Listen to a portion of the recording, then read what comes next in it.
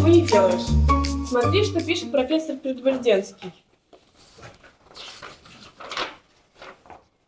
Есть памятник, есть поэт.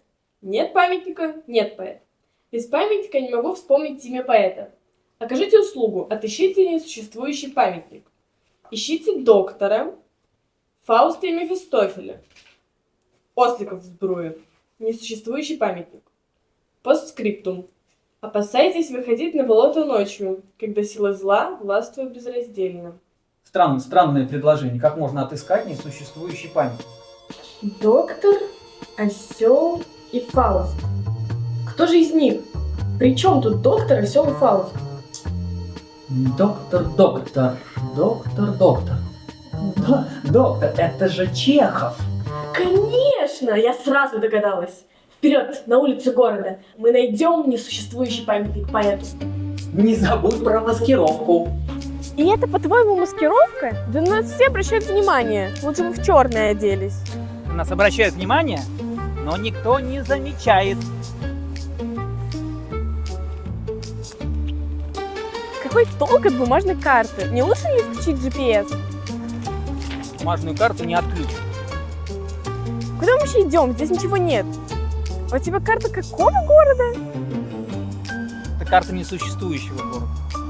Чтобы найти несуществующий памятник, нужна карта несуществующего города. Вперед, к нам туда.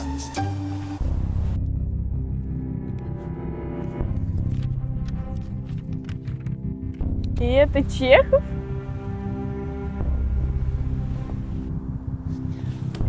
Да, это Чехов. Только он студент.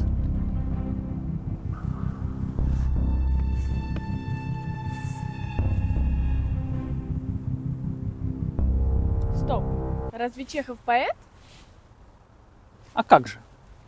Как дым мечтательной сигары носилась ты в моих мечтах, неся с собой любви удары с улыбкой пламенной в устах. Но я, увы, погиб уж для мечтаний, тебя любя я веру потерял, и средь моих мечтательных скитаний я изнывал и угасал. Прости меня, зачем тревожить заснувшего в гробу навеки мертвеца? И иди вперед, не унывай, быть может, найдешь другого подлеца. Да уж, поэт. Это за эти стихи его оставили в гимназии на второй год? Нет, это ложный след. Ослики, при чем тут ослики? Что-то вспоминается из детства. Ослик, ослик дорогой, рот, пожалуйста, открой, затруби и загуди, всех лентяев разбуди. Ослик был сегодня зол, он узнал, что он осел.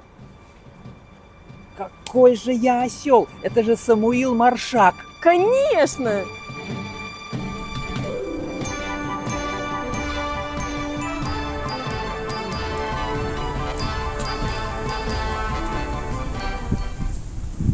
Ослики это, конечно, хорошо. Но почему доктор? Вообще, почему здесь Фауст? И вообще, мне уже наскучило эти беготня по улицам. Скучаешь? Мне скучно, бес. Что делать, Фауст? Таков вам положен предел. Его ж никто не приступает. Вся тварь разумная скучает. Ну и от лени, тот от дел. Кто верит, кто утратил веру, тот насладиться не успел. Тот насладился через меру.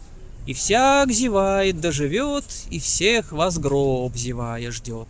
Зевай и ты. Фауст!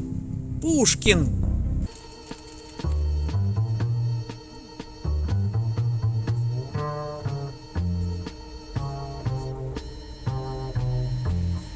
Это он. Это не он.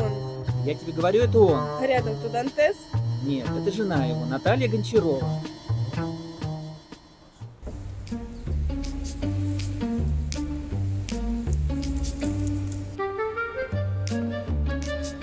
А это кто? Это вообще мальчик или девочка? Это тоже Пушкин, только он маленький. Вперед.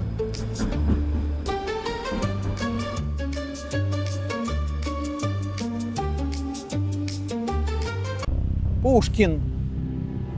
Сколько же в этом городе Пушкиных? Фауст есть, но памятников слишком много. Пушкин и несуществующий памятник – это вещи несовместимые. А ведь где-то должен быть еще один. Я памятник себе воздвиг нерукотворный, к нему не зарастет народная тропа, вознесся выше он главою непокорной Александрийского столпа. Безнадежно. Мы никогда не найдем несуществующий памятник и не узнаем имя поэта. Доктор. Нет. Фауст. Нет. Ослики в сбруе.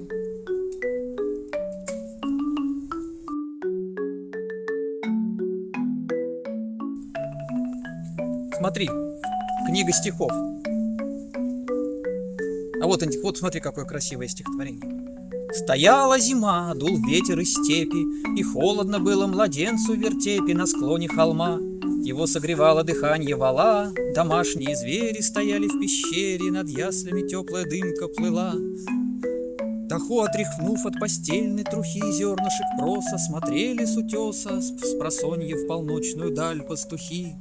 Вдали было поле в снегу и погост, ограды, надгробья, оглобля в сугробе, и небо над кладбищем полное звезд. А рядом, неведомая перед всем, застенчивой кошки, в оконце сторожки мерцала звезда по пути в Вифлеем. Она пламенела, как столб в стороне от неба и Бога, как отблеск поджога, как футер в огне и пожар на гумне. Она возвышалась горящей скирдой, соломой и сена, средь целой вселенной, встревоженную этой новой звездой. Растущее зарево рдело над ней и значило что-то, и 3 звездочета спешили на зов небывалых огней. За ними везли на верблюдах дары, и ослики в сбруе, один малорослый другого, шажками спускались с горы. Ослики в сбруе? Борис Пастернак? Борис Пастернак?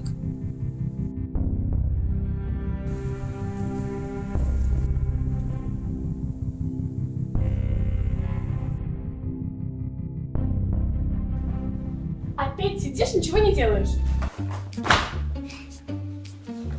Дело раскрыто. Дело раскрыто. Ха-ха, хорошо. Но при чем же здесь, например, доктор? Доктор — это знаменитый роман Бориса Пастернака «Доктор Живаго. Фауст и Мефистофель — это Пастернак прекрасно перевел поэму Гёте «Фауст». А «Ослики в сбруе» — это часть стихотворения Бориса Пастернака Рождественская звезда. Ну вот теперь вам понятно, мистер Слэк-Бигль? Теперь мне все понятно, мисс Хайди Бигль. А памятника Борису Пастернаку в Москве нет. Да? Тот бюстик, что мы видели, памятником не назовем. Но мы нашли поэта, и дело закрыто.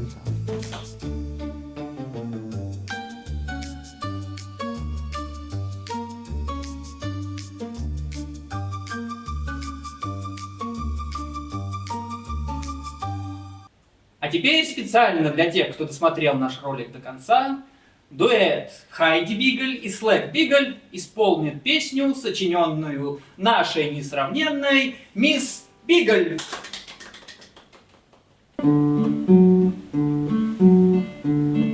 Я не умела извиняться, ты умел меня прощать. Ты сам в любовь мою ввязался и так боялся отпускать. Я слушал все ночные слезы, закатывания дивных глаз. Я приходил тебе сквозь грозы, ты улыбалась каждый раз.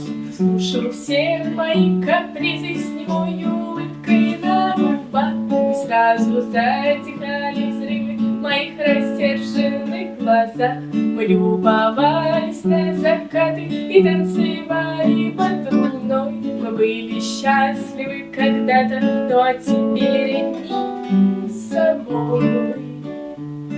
Ты солнце цветом затмевала, злясь царапала всех в кровь. Но ты тогда всех украла мою нелепую любовь. Я много лет забыл твой голос, но ты являешься во сне. Нет больше черно-белых полос, привычно сером бытие. Но поздно за надеждой гнаться. И нечего уже сказать, Ты не умела извиняться, а ты умел меня прощать. ты не